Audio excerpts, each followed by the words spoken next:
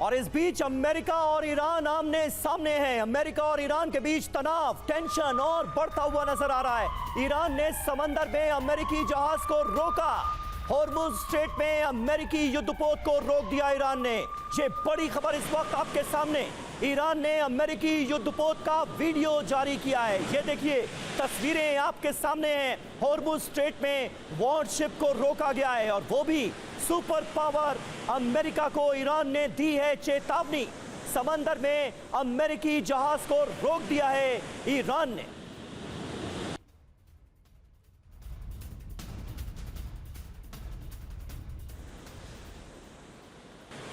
या तो समंदर में भी अमेरिका और ईरान के बीच तनाव लगातार बढ़ता जा रहा है।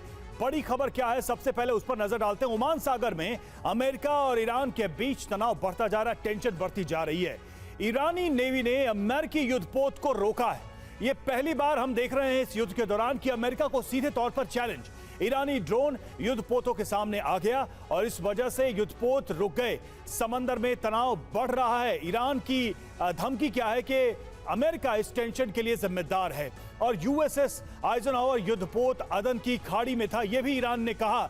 ये कारण गिनाए हैं। ईरान ने कहा है कि युद्धपोत को अदन की खाड़ी में जाने के लिए ईरान ने कहा इस युद्धपोत को वहां से मूव करके अदन की खाड़ी में अमेरिका ले जाए। और इस वजह से ये जो टेंशन है, इसमें आगे क्या हो सकता है, तो ईरान की हिमाकत का जवाब दे सकता है अमेरिका। अमेरिका इसे गंभीरता से ले सकता है और अमेरिका ईरान के बीच युद्ध की आशंका और बढ़ेगी। इस घटना के बाद से अमेरिका ईरान में युद्ध हुआ तो दुनिया दो खेमों में बटेगी और युद्ध के कई मोर्चे खुल सकते हैं। दुनिया दो खेमों में बटी तो विश्व युद्ध का खतरा और बढ़ जाएगा।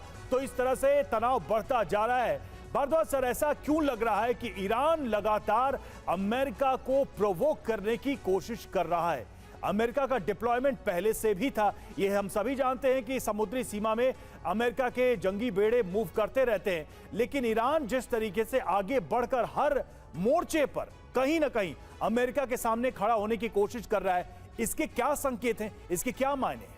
देखिए, आप इसको जो कहानी शुरू होती है वो मिडिल ईस्ट सिक्योरिटी से शुरू होती है। अभी तक जो मिडिल ईस्ट सिक्योरिटी है वो अमेरिका ने उसको एक तरीके से सिक्योरिटी एक कार्ड दिया हुआ था। उसमें पाकिस्तान भी काफ़ी कुछ हद तक एक्टिवली एंगेज था मिडिल ईस्ट में। पिछले कुछ वर्षों से, खासकर मैं कहूँगा कि जो 2018-19 से जब से, और पहले भी, मतलब उसको आप इंडो पैसिफिक स्ट्रेटेजी से देखिए कि जब से अमेरिका ने अफगानिस्तान से विड्रॉ किया है और अपने इंडो पैसिफिक स्ट्रेटेजी पे ध्यान दिया है, तब से जो मिडिल ईस्ट में जो एक वैक्यूम क्रिएट किया है उसको चाइना फिलअप करना चाहता है। और चाइना को सीधा सीधा मोहरा दिख रहा है ईरान। आप ये देखिए कि पहले ईरान ने एक वर्चुअल इस्लामिक समिट किया कि जो लीडरशिप है वो ईरान के पास आना चाहिए, क्योंकि ये एक मान के चलिए कि कॉन्फ्लिक्ट खाली अमेरिका और ईरान का कॉन्फ्लिक्ट नहीं है, ये विद इन नॉर्थ जो मिडिल ईस्ट है उसमें सुन्नी और शिया के बीच भी कॉन्फ्लिक्ट है। सुन्नी वर्ल्ड को सऊदी अरबिया लीड करता है, जिसको अमेरिका पीछे से खड़ा हुआ है, जो कि ईरान जो है वो शिया वर्ल्ड को लीड करता है। और उसमें ये जो नए एक्टर्स उस पटल पे खड़े हुए हैं, क्योंकि एक इंडो पैसिफिक स्ट्रेटेजी को बिल्कुल इसको सेंटर में रखना चाहिए। लेकिन गाजा का जो घटनाक्रम है, क्या ईरान अमेरिका के ऊपर दबाव बढ़ाने में कामयाब नहीं रहा? संजय भारद्वाज जी। नहीं, निश्चित रूप से मैं वही कह रहा हूं कि अब ईरान क्या कर रहा है कि अपना गाजा पट्टी वाला इशू है, या आप ये कहिए कि हिजबुल्लाह है, हूती है, जो एंटी अमेरिकन जो कैंप्स हैं मिडिल ईस्ट में, चाहे वो इराक में हैं बेस्ड हैं, सीरिया में बेस्ड हैं, कहीं पर भी है, उन पे भी अटैक कर रहा है। सीधा अमेरिका पे अटैक हो रहा है और उसको लीड बिल्कुल सही बात है। और ईरान चुनौती देता हुआ कुल मिलाकर अमेरिका को नजर आ रहा है और अपनी ताकत बढ़ाता हुआ भी दिखता है। इस बीच गाजा जंग पर इजराइल को सलाह।